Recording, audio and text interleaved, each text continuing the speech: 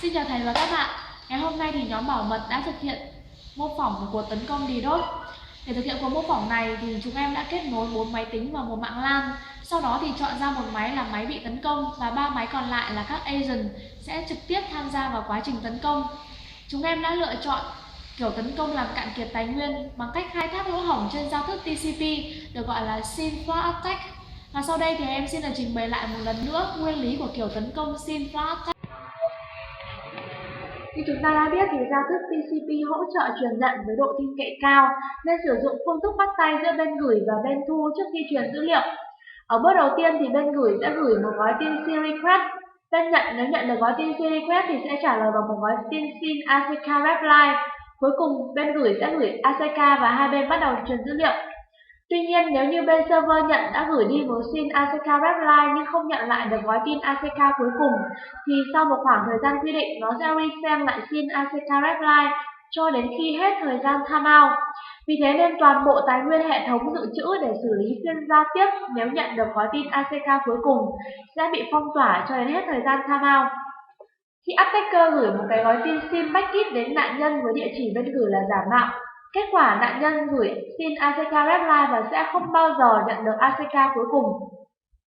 Và cho đến hết thời gian timeout thì nạn nhân mới nhận ra điều này và giải phóng tài nguyên hệ thống.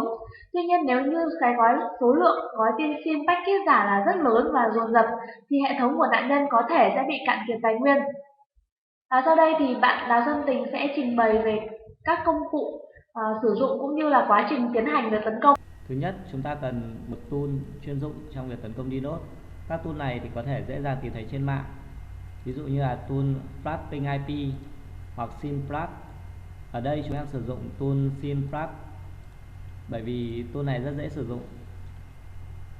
Phần mềm thứ hai được sử dụng đấy là phần mềm bắt gói tin Wireshark.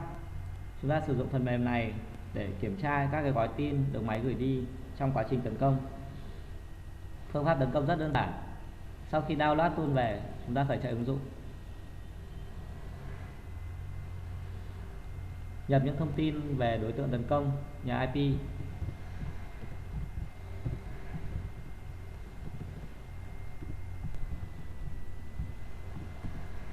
Port được sử dụng để tấn công. Ở đây chúng em sử dụng port 25. Việc tấn công đã bắt đầu. Bây giờ chúng ta sẽ bắt những gói tin bằng phần mềm Wireshark.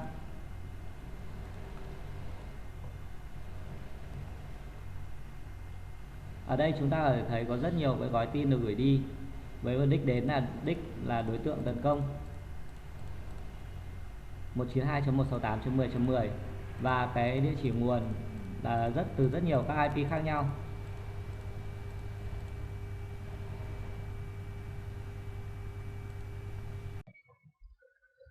Xin chào thầy và các bạn, và sau đây mình xin trình bày với thầy và các bạn về kết quả của một cuộc tấn công bằng ddos.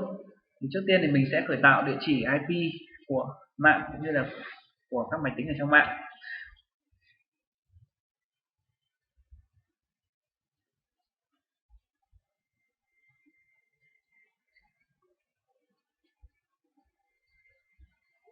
Địa chỉ IP của mạng có dạng 192.168.10.0/24 và tất cả các máy tính ở trong mạng đều cùng trong một mạng LAN và có địa chỉ IP lần lượt là .10, .11, .13 và .15. Và sau đây thì mình sẽ khởi tạo một cuộc tấn công từ một máy sử dụng các tool ddos đã được giới thiệu ở phần trước.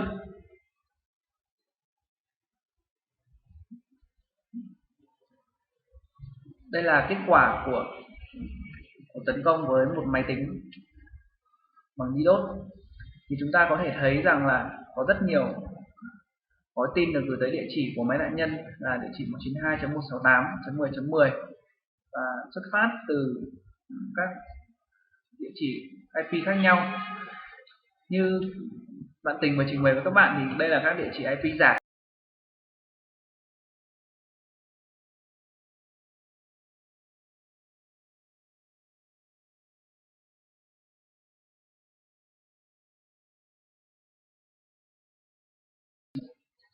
Vừa rồi nhóm em đã trình bày với thầy và các bạn chi tiết các gói tin được gửi tới máy của nạn nhân trong một cuộc tấn công ddos. đó là rất nhiều gói tin TCP request với địa chỉ giả mạo, buộc máy của nạn nhân phải gửi các ACK reply không rõ địa chỉ, và từ đó dẫn tới cạn kiệt tài nguyên. Sau đây là một cuộc tấn công sử dụng 3 máy agent.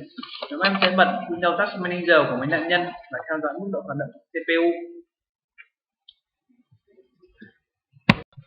Như chúng ta có thể thấy ở trên màn hình, CPU máy nạn nhân hoạt động ở mức cao nhất. Điều này do CPU phải xử lý quá nhiều các bản tin TCP từ agent, dẫn tới không xử lý được các tác vụ khác. Do cấu hình của máy nạn nhân thấp, chúng em chỉ sử dụng 3 máy agent tấn công. Tuy nhiên trong thực tế với một server thì số lượng agent có thể nhiều hơn.